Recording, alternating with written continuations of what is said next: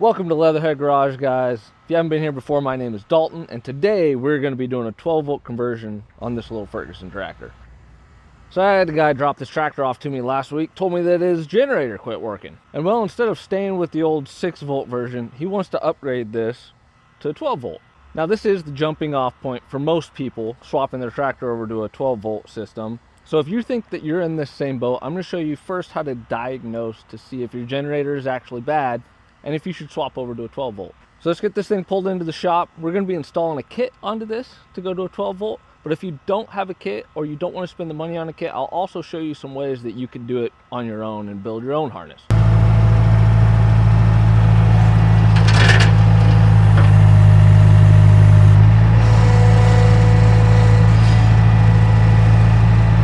Helps if it's out of gear. All right, well, the first thing we're going to do is we're going to test our generator, see if it's even bad. Now you can do that one of two ways. You can do it on the tractor or you can do it off the tractor. How I prefer to do it is with a jump box. It takes all of the complexity out of the tractor. Now you know you're dealing with just the generator and the jump box. If you're doing it on the tractor, the only thing you got to do is just completely disconnect the batteries. So to do this, it's really simple. It's just called a field test. We're going to take our negative lead. We're going to ground it to the body of the generator. Now I have a nice bare spot right here that it's going to connect well on. Then you're going to take your positive lead and we're going to touch it to the field side of the generator. Now it's stamped on here. It's really hard to see on this one because it's been painted, but there's a stamp right here that says F, and that's your field post. Now you're going to turn your buzz box on to start or whatever the highest setting is, and you're going to touch your post onto there and you should see this spin if it's good. Now it's not spinning. Now if you're looking at this, if you look real close, you'll see it turn just a little bit. See it trying to turn? So this generator is bad. That should be spinning up really fast. So now we know that our generator is bad. It's time to make a decision. Like I said, this is where most people jump off and they say, I'm gonna go to 12 volt. Now 6 volt is really reliable as much as some people like to dog on it, but a well-maintained 6 volt system is really reliable. One of the big issues though is as these have gotten older and people have replaced things on them, they go to smaller cables. Somebody starts it with a 12 volt jump box or puts a 12 volt battery in it, and well, it just causes mayhem on stuff. All right, so one thing to keep in mind when you're doing your 12 volt conversion, like I said, we're doing a kit. So this kit comes with a nice shiny alternator, your wiring, bracketry for mounting your alternator, and a resistor. Now the only problem with these kind of kits, and I'm not dogging on them, but your tractor still has a 6 volt starter on it. Now I think you can replace the brushes and modify it into a 12 volt starter, but just expect if you're doing a 12 volt conversion to have premature starter failure. All right, so the first thing we're going to do is go ahead and just get our alternator mounted on the tractor. If you don't already have your generator taken off, go ahead and take that off now. These are the part numbers for all the components. Now when you take your generator off, you're going to have these two brackets hanging here. This is a bracket, this is a bracket. You're going to take both of those off. You can do one of two things with this bracket. You can either go down here and cut it with a skinny wheel, or remove these two bolts and completely eliminate that piece of metal. I've got some big wrenches, so I'm going to go ahead and just remove those bolts, pull this bracket out. But if you don't, it's perfectly fine to just cut that off. All right, so we got our two brackets installed now. The upper bracket just installs right there to that bolt on the water pump. And the bottom one just slides right over the top of that bolt. Some people have to go get a shorter bolt. I was able to just put a washer in there and made the bolt long enough. But some people, you may have to get a shorter bolt or with more threads. So now we're ready to put the alternator on the tractor, but first we need to check to see which pulley it's going to take. Most of them come with two different pulleys. It's easy, just take the pulleys and put them on your belt, see which one fits. This is the larger of the two. The one that's on there is the shorter, but just take it, set it on your belt. See, this one's about the right size for that belt. Should just barely straddle it. And the one that comes on there is significantly smaller, so it's pretty obvious when you put them on there which one is the correct one. But to remove these pulleys, go ahead and just take this one's a 15/16 wrench and a Allen wrench that fits in there, and you're just going to loosen it. So when you got your old pulley off, go ahead and put your new one back on. Now these only go on one direction. The direction that you see this lip goes towards the alternator. If you put it on the other direction, this flange will push against these fins and push it into the body, and then your alternator won't spin. So make sure it goes on that way. And then it comes with a weird looking bolt like this, or weird looking nut. And that's because it doesn't have enough threads to put the nut on the end once you put the bigger one on. So this, when it tightens down, it actually goes into the pulley and gives you enough threads. So we'll tighten that down and get her put on the tractor. All right, so I'm to the point where I need to install the alternator on here, and I'm running into the same issue that I do most of the time that I'm doing one of these 12-volt conversions, is the mounting. Just about every time there's some sort of bending or modifying that you got to do to get these alternators lined up where they're supposed to go. Some of it's subpar mounting brackets, and some of it is these things are just really, really old and they're tweaked, or they're not straight, or whatever the case may be. You know, different water pumps have been put on there or whatever. They're just not factory anymore. But the issue I'm having with mine right now is this bottom bracket. So these bottom brackets just have two ears that just flop down between there. And as I'm tightening this down, it's basically just mushrooming these together. These are coming together because this is just a little bit too wide for this block. It doesn't fit on there snug. So as I'm tightening it down, this thing's kind of mushrooming up and it's pushing these guys up out of the way. And well, I can't have that because it doesn't take much force, but I have a fix. So what you're gonna wanna do is go ahead and get that thing mounted where you want it, put the alternator on, and get everything mocked up where it's gonna end up running. So that right there is where this thing's gonna end up being mounted. And then I already did it, but I took my knife and just made a score mark right across there where that thing's gonna be. Take everything back off, line that guy up with your score mark. Mine ends up being about 22 degrees or so. And then we're gonna do a tack weld right there and a little tack weld right there. And that should hold it, should be just fine. And those are two spots that are easy to be able to cut off with a skinny wheel later on if we ever need to move this or replace it. All right, so now that we got the alternator installed in there, sitting there, everything's still loose. We want to make sure that we don't have anything interfering with it. So one of the big spots is this bolt back here. It can chew on that. Mine's not hitting it. And then another spot is right here where this bar comes across.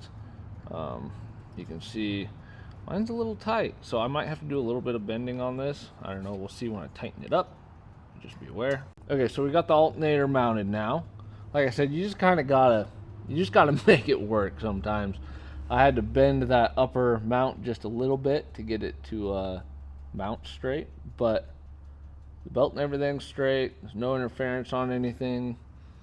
I did have to put one washer right there in between there to move the alternator back just a hair to get it nice and straight, but she's on there, looks good. I already turned it over once and looks like it'll work. Now on to the easy part, which is just the wiring. All right, so the wiring, it is not as difficult as it looks. I know it looks very confusing, and these directions do not make it any better.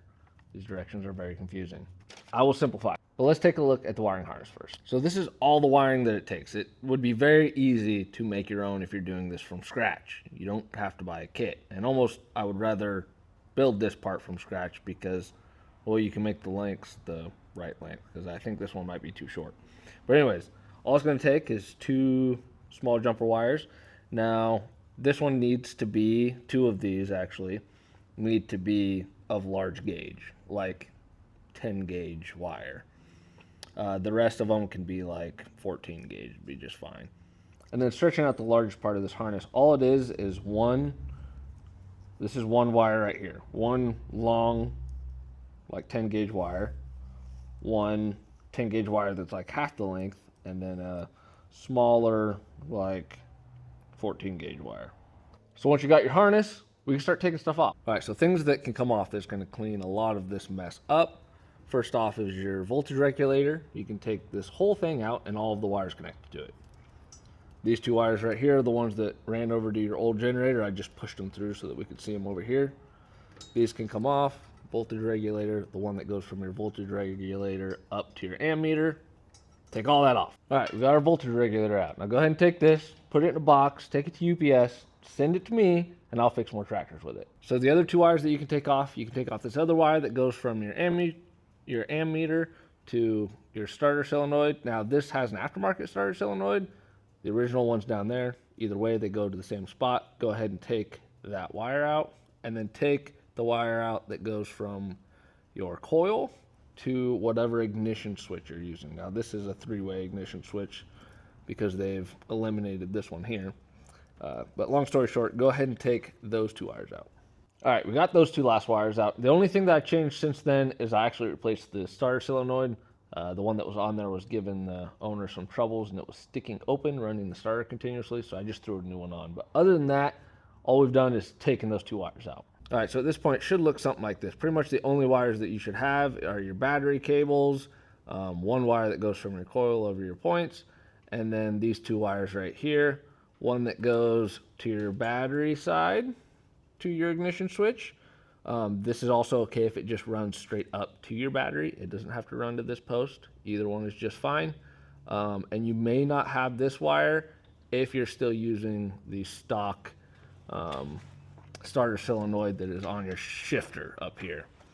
So if you're still using that, then you will not have this white wire. If you're using an aftermarket one like this, you should have a wire that runs from there, from your starter post up to the starter post on your starter solenoid. And at this point, we can start putting the harness back in. So we're gonna go to the other side and we're gonna connect the starter first and work back from there. All right, so we got the one long wire connected now to our alternator, and we're just gonna stuff the rest of this through there. I like to run mine back behind the carburetor here, behind this intake hose, and then up over the top so that it keeps it away from this exhaust. Something like that. All right, back over here on this side, we're gonna take the end of the two big wires, two big red wires, and we're gonna connect those to either side of our ammeter. Now this is the part in the instructions that gets really confusing, because if you look at it, it says that the red and white wire, which we only have red, goes from the ammeter now to the starter switch, and then a red wire goes from the ammeter to the ignition switch. But see, we're not gonna do that because it doesn't make much sense. So starter switch versus ignition switch, the old starter switch used to be down here, and so if we're following the directions, this one should go to that, which is actually up here now. So this cable is gonna go to that post right there, which has the constant battery power. And then all this red wire is doing, or this one right here, is providing power to your ignition switch right here. But we were already providing power from our ignition to our ignition switch from this cable right here that goes to the top of your starter solenoid from your battery. So we can kind of ignore that part. All right, so it should look something like this. We've got our red wire running down and into our ammeter up there. Now the next part is to deal with this brown wire. Now this brown wire, if we look at it, goes from the coil to the resistor to the ignition switch. So this guy's gonna connect right here to the coil. We're gonna run it over. We're gonna connect it right here to our resistor. And then we're gonna take our little brown jumper wire, and it's gonna connect to the other side of your resistor and into your ignition switch. All right, something like that. So from our ignition coil up through our wire loom, goes up here, runs into our resistor. From our resistor, it runs down to our ignition switch. And so this switch is just gonna get plugged into that hole, and this guy's just gonna get mounted right there. All right, there it is. Wiring is all done. Take a look at it here real quick. Ignition switch is pushed into that hole right there. Brown wire that runs there. Over to your coil. That should be it. Now the only thing left now to do is throw this battery in. Hopefully it's charged now because it was completely dead when I got it. And see if it works. Also a friendly reminder, remember you're going from positive ground to negative ground now. So make sure that you hook your battery up the right way. And you might have to get new battery terminal ends because they're different sizes. So, all right, so it turns out that battery is just garbage, but we're gonna try and jump it with my jump box here. And then once it gets started, we'll rev it up a little bit and we'll test it with the multimeter because the amp meter is actually broken on this guy. So we're gonna have to check it with that to see if it's actually charging.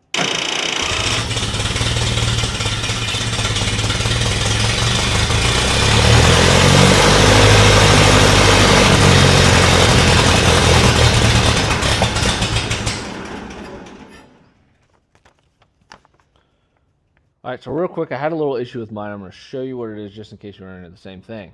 So I got it started, but it wasn't charging. And well, here's the issue. Remember I said the amp meter on it's broke. I figured that it was just the needle was broken off, but it turns out I used a test light and I wasn't getting power across my ammeter. So if you didn't know, your alternator needs, it's like an exciting current. So that alternator needs to get 12 volts in order for it to even start charging. So there was no voltage going to it. So I ended up just adding a little jumper wire across there. So it's basically just bypassing that amp meter. But if the customer later on wants to put an amp meter on there, all they gotta do is just take that one wire off. So with that fixed, now let's start it up again and see if it's actually charging this time.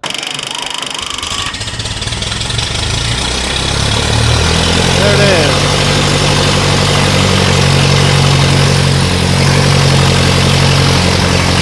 I know you can't see it right now, but it says 14.48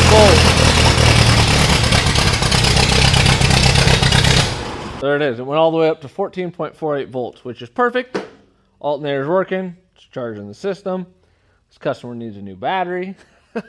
There it is. The 12 volt conversion is done. As you can see, the unfortunate truth is these are just really, really old tractors. So even if you go ahead and spend the money on a kit to try and make it easier on yourself, yes, it might be a little bit easier. You're not having to build your own custom brackets and stuff like that, which is totally possible if you have a welder or a little bit of fabrication experience. You're gonna have to customize some stuff. Unfortunately, they're just so old and stuff has been modified so much and stuff's not working. More than likely, you're gonna have to do a little bit of problem solving. So it's not a big deal. If I can do it, I know you guys can do it. These things are super duper simple. The whole system is super duper simple. So if you have any questions, leave them down in the comments below. I'll try and help you out. But either way, if you've made it this far, thank you guys for sticking around. Go ahead and hit that like and subscribe down below, and I'll catch you guys on the next one.